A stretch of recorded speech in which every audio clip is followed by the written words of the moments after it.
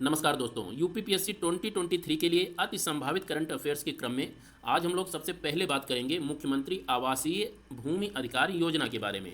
यहाँ से आपको केवल इतना याद रखना है कि मुख्यमंत्री आवासीय भूमि अधिकार योजना किस राज्य सरकार के द्वारा शुरू किया गया है। तो आपका उत्तर हो जाएगा मध्य प्रदेश सरकार के द्वारा। मुख्यमंत्री आवासीय भूमि अधिकार योजना के तहत जिन भी लोगों के पास आवास बनाने के लिए भूमि नहीं है उन्हें भूमि प्रदान किया जाएगा। बात मध्य प्रदेश की हुई है तो यहाँ से संबंधित कुछ स्टैटिक फैक्ट्स एंड फिगर भी देख लेते हैं। सबसे पहले आप ये याद रखिए कि मध्य प्रदेश के लगभग बीचों बीच से एक नदी बहती है जिसका नाम है नर्मदा नदी। नर्मदा नदी के उत्तर में विंध्य पर्वत श्रृंखला है, दक्षिण में सतपुड़ा पर्वत श्रृंखला है। ये दोनों के दोनों जो पर्वत श्रृंखला हैं ब्लॉक पर्वत के उदाहरण हैं। ये क्वेश्चन पूछा जाता है, ये आपको याद रखना है कि सतपुड़ा और विंध्य ब्लॉक पर्वत के उदाहरण हैं और इन्हीं दोनों पहाड़ों के बीच में आपकी नर्मदा नदी होके बहती है। नर्मदा नदी के ऊपर कुछ जलप्रपात हैं, उनमें से जो सबसे प्रमुख जलप्रपात है वो धुआंधार जलप्रपात है। धुआंधार जलप्रपात भेड़ाघाट के पास अवस्थित है। भेड़ाघाट जो है ये मार्बल के चट्टानों के लिए फेमस है, तो आप ये भेड़ाघाट और धुआंधार जलप्रपात दोनों याद रखिएगा, नर्मदा नदी पर अवस्थित हैं। इसके साथ ही साथ मध्य प्रदेश के दक्षिण में यहाँ पर एक और नदी बहती है। इस नदी का नाम है ताप्ती नदी।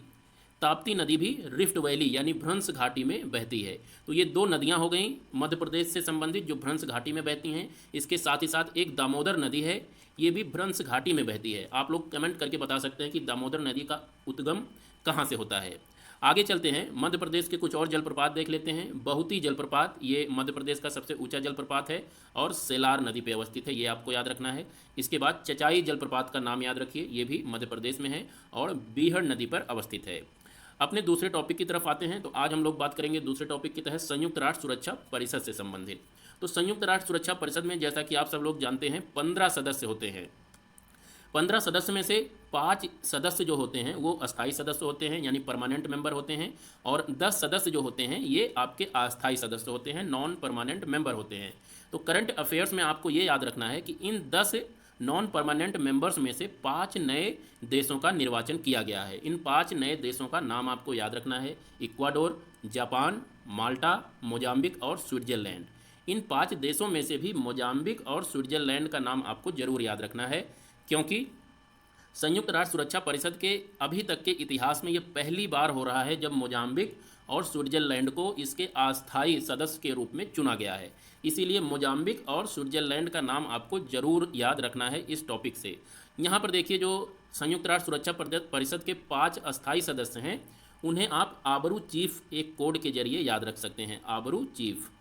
इसमें आ से हो जाएगा अमेरिका, बा से ब्रिटेन, रू से रूस, ची से हो जाएगा चीन और फा से हो जाएगा फ्रांस। तो ये 5 देश हैं जो संयुक्त राष्ट्र सुरक्षा परिषद के परमानेंट मेंबर हैं और 10 मेंबर होते हैं नॉन परमानेंट। इन 10 मेंबरों में से 5 मेंबर अभी हाल में चुने गए हैं, तो इनका नाम आपको याद रखना है। इनमें से भी मोजाम्बिक और स्विट्जरलैंड का नाम याद रखना है, क्योंकि ये अभी तक पहली बार, इसके इतिहास में पहली बार इनका चुनाव हुआ है। ये तो रहा करंट की बात। अब यहीं पर कुछ स्टैटिक फैक्ट्स एंड फिगर भी देख लेते हैं। सबसे पहले मोजाम्बिक के बारे में बात करते हैं। तो मोजाम्बिक आपके अफ्रीका महाद्वीप में अवस्थित है। इसकी राजधानी मपुतो है। यहाँ पर मपुतो अवस्थित है एकदम दक्षिण में। यहीं पर मपुतो की खाड़ी है। मपुतो राजधानी है और मपुतो की खाड़ी भी यहीं पर अवस्थित है, ये आपको ध्यान रखना है। इसके साथ साथ आपको ये लाइन याद रखनी है, मकर रेखा। मकर रेखा से होकर यानी मकर रेखा मोजाम्बिक से होकर गुजरती है, ये फैक्ट भी आपको याद रखना है। इसके साथ यहाँ की एक प्रमुख नदी याद रखनी है, जाम्बेजी नदी। जाम्बेजी नदी मोजाम्बिक से होकर बहती है और इंडियन ओशन में अपने जल को प्रवाहित करती है। इसके साथ ही साथ यहाँ के दक्षिण में एक नदी है लिम्पोपो नदी। लिम्पोपो नदी की खासियत ये है कि ये मकर रेखा को 2 बार काटती है। ऐसी एकमात्र नदी है जो मकर रेखा को 2 बार काटती है, तो आप ये लिम्पोपो याद रखिएगा। और ये नदी भी आपके इंडियन ओशन में आके अपने जल को प्रवाहित करती है। इसके साथ ही साथ मोजाम्बिक देश जो है वो मोजाम्बिक चैनल के द्वारा मेडागास्कर द्वीप समूह से अलग होता है। तो आपको ये मोजाम्बिक चैनल याद रखना है। मोजाम्बिक से रिलेटेड इतने फैक्ट्स एंड फिगर याद रखने हैं। इसके साथ ही साथ मोजाम्बिक के यहाँ उत्तर में लेक न्यासा अवस्थित है, ये आपको याद रखना है। इसे ही लेक मलावी के नाम से भी जाना जाता है, तो ये फैक्ट भी आप ध्यान रखिएगा। लेक न्यासा या लेक मलावी आपके मोजाम्बिक के उत्तर में अवस्थित है। इसके बाद बात कर लेते हैं स्विट्जरलैंड के बारे में। तो स्विट्जरलैंड यूरोप का एक बहुत ही प्रमुख देश है। यहाँ से संबंधित कुछ फैक्ट्स एंड फिगर अगर आप याद करें तो यहाँ की राजधानी बर्न, यहाँ पर अवस्थित है लगभग। यहाँ पर इसके उत्तर में बर्न अवस्थित है, यहाँ की राजधानी। और यहाँ की दो प्रमुख नदियाँ आप लोग याद रखिए, दो प्रमुख नदियाँ हैं। एक नदी रोन नदी है जो कि आल्प्स पर्वत श्रृंखला से निकलती है और स्विट्जरलैंड और फ्रांस में होते हुए भूमध्य सागर में अपने जल को प्रवाहित करती है। तो ये रोन नदी को याद रखना है आपको। इसी रोन नदी के कारण लेक जिनेवा का निर्माण होता है। लेक जिनेवा, ये मैं लिख देता हूँ यहाँ पर। लेक जिनेवा आपको याद रखना है कि किस नदी पर अवस्थित है, तो ये रोन नदी पर अवस्थित है। और लेक जिनेवा स्विट्जरलैंड और फ्रांस के बॉर्डर पर अवस्थित है। लेक जिनेवा का लगभग 60% हिस्सा स्विट्जरलैंड में अवस्थित है और 40% हिस्सा फ्रांस में अवस्थित है। तो ये लेक जिनेवा और रोन नदी के बारे में याद रखिएगा।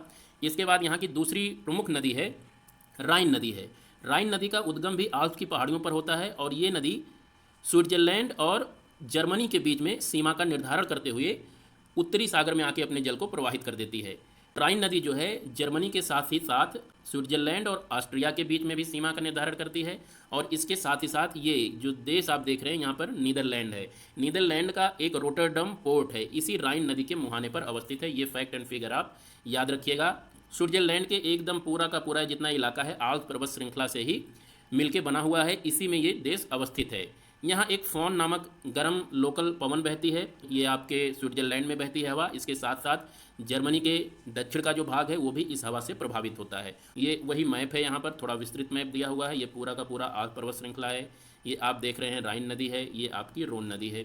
तो ये कुछ फैक्ट एंड फिगर। और ये यहाँ पे बर्न यहाँ का कैपिटल है। इसके बाद निजात अभियान के बारे में बात कर लेते हैं। तो निजात अभियान के बारे में आपको इतना याद रखना है कि ये छत्तीसगढ़ पुलिस के द्वारा शुरू किया गया था। नशा, ड्रग्स और नशीले पदार्थों के विरोध में ये अभियान शुरू किया गया था, निजात अभियान। तो ये चर्चा में इसलिए रहा क्योंकि अमेरिका में एक अंतर्राष्ट्रीय संगठन है, इसका नाम है international association of chiefs of the police. इस संस्था के द्वारा निजात अभियान को सर्वश्रेष्ठ स्मार्ट पुलिसिंग अभियान के रूप में चयन किया गया है। तो इसीलिए निजात अभियान का नाम आप लोग याद रखिएगा। छत्तीसगढ़ की बात हुई है तो छत्तीसगढ़ की राजधानी सबसे पहले रायपुर है, ध्यान रखिएगा।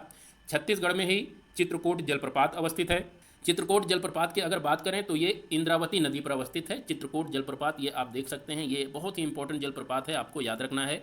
और पांडवानी एक लोक रंगमंच का रूप है जो छत्तीसगढ़ में मुख्य रूप से है और उसके साथ साथ इसके बॉर्डर पर लगे हुए मध्य प्रदेश, उड़ीसा और आंध्र प्रदेश में भी ये पांडवानी प्रचलित है। लेकिन आपको मुख्य रूप से छत्तीसगढ़ का नाम याद रखना है। इसमें आपको दो नाम याद रखना है, एक नाम तीजन बाई इसकी बहुत ही प्रसिद्ध लोक गायिका हैं और उसके साथ ही साथ झाड़ूराम देवांगना।